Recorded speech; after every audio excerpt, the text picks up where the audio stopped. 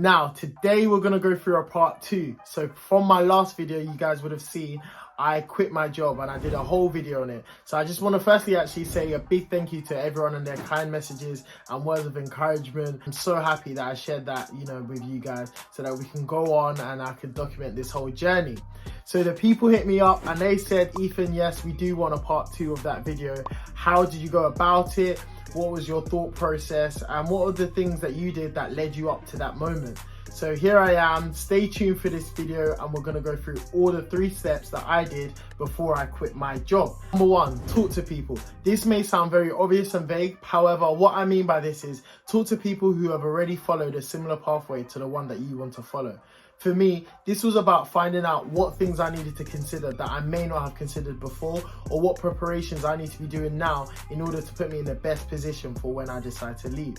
For me, this also meant talking to my broker to see how this affects me moving forward, to see how we're going to go about things to make sure that I can still get finance and mortgages on my projects. So shout out to Seb for all that advice. Now, it's important for me to emphasize that you need to be having these conversations with people who have already followed a similar path to the one you want to follow. This is because they're able to understand you the most. And you don't want no fear mongering around here. We really don't want no fear mongering around here. So it's best that you speak to people who understand you and who understand your vision and what you want to be able to achieve in the future. So I could be this person for you. So feel free to hit me up in the DMs and let's talk. Number 2, and this one's very important. You need to ask yourself, how much does it cost to be you? And what I mean by that is, how much do you need for survival? In my case, I needed to calculate what my total monthly expenses were. So that was my rent, my bills, phone bill, gym, car fuel, and how much do I on average spend on leisure. So once I had got a total of all this figure, all my expenses, I needed to multiply this number by 6. And this figure will give you the minimum amount of money you need saved up in your bank. And what I mean by that is you need this money liquid. So you want to be able to access this when and as you need to be able to pay for your rent, to be able to pay for your phone bills, and make sure that you have no one knocking on your door asking you for money. And that's the last thing I wanted. What I say is at least 6 months of this, so that worst case scenario, and you don't make any money for 6 months, at least you know you've got money for the next 6 months to get by. So what this figure is going to do, what this number is going to do, is going to act as a safety net.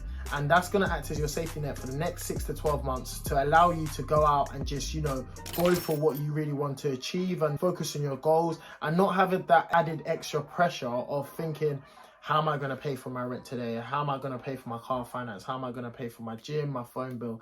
Because the last thing that you want taking this big leap is to have any added extra pressures and financial ones as well. So having a minimum, and I stress a minimum of 6 months, bottom line expenses is very key to be able to, go into this whole world of entrepreneurship. Because you know how this game goes. Like, you can literally not make money for 6 months and on the 7th month, you make loads of money. But that doesn't mean it only took a month to make that amount. It means it took a whole 6 months of earning nothing to be able to position yourself to earn that amount on the 7th month. Just because I've always wanted to stay on top of my finances, to know what is coming in and what is going out. So using this, I was able to, track all my total income. So that was from, my job and all my other side hustles that I currently run and my outgoings. Then this calculator was able to give me a total figure that then I was able to easily use to be able to multiply. I'm actually going to try and release this for you guys, so stay tuned for this one. And subscribe on my website at ethanhammond.co.uk for more. So I want to be able to give that to you guys, just so that for people in similar situations, or if anyone just wants to be able to track their finances in general, you can do so. Stay tuned for that. And moving on to the last one, number 3 is a goal plan. This one again sounds very simple and sounds very vague, but this is very, very important, because what you want to be able to do, as mentioned in my last video, is being an entrepreneur or a freelancer or just going into the world of self-employment. There is no structure to anything you do. And what I mean by that is you have to be at work at 9 a.m. and then you leave at 5 p.m. or you leave at 6 p.m. You have lunch at this time and you achieve this time and you be on this training program. No, it's not like that. So it's you versus you. So you need to be able to, basically have a program in place for yourself. Let's say you tell yourself, for the first 3 months, you want to be able to have completed this course, or next 6 months you want to be able to upskill yourself to a point where you can take on 1 client, you can take on 2 clients. So I think that is very important to be able to do that, because you want to be able to track how you're doing during the time of being self-employed and being in full-time entrepreneurship, because having those KPIs in place will allow you to determine how well you're doing. And I know it's a thing of being able to chase your dreams, but you also need to be very conscious of your progress and not get lost in chasing things or just using hope as a strategy, which is what I see a lot of people do. Hope is not a strategy. You need to have something in plan. You need to have milestones in place to be able to see how close you are getting to it, because what you also don't want is wasting time as well. Because as I said, I did say, like, in terms of, I felt like I was in the best position to be able to go on, leave my job and start this new venture. But how do I know if it's not doing well? What KPIs do I have in place? How do I know when it is time to actually, maybe, Ethan, let's take a step back and go get a job for a bit, because you've given yourself XYZ and nothing's been ticked off. This might be the time to go back into work and then re-strategize to go again. Because as I said, you should feel no shame in going back, taking a step back to re-strategize. Get back into a structured environment where you are maybe back in a job for a bit, to be able to go back out into the real world and do this yourself. So having a goal plan is very, very important. So yes, those were the 3 things I done before I decided to quit my job. Even before I even decided to put in my resignation, I made sure I had spoken to people, made sure I had done the goals list, made sure I had the savings in my bank account.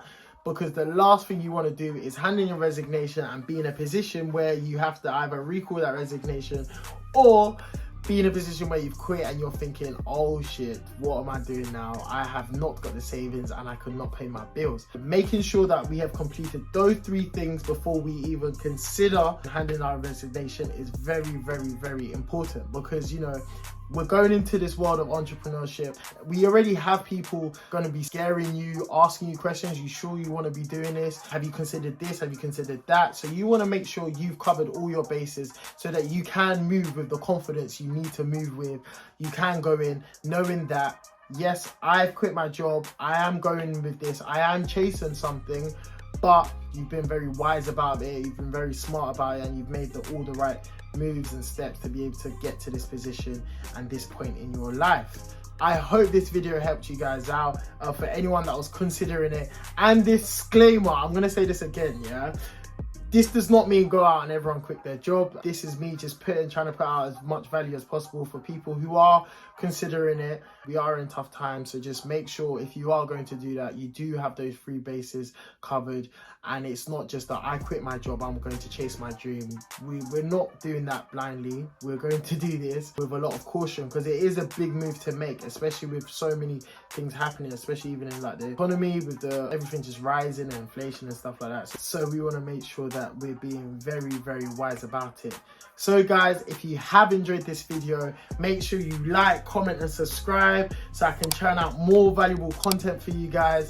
And yeah, make sure you share this with someone that you might know that's been considering this, or it's been on their mind. Follow me on Instagram at Ethan X Hammond for more daily updates of my full entrepreneurship and all the other stuff. And I look forward to seeing you guys in the next video.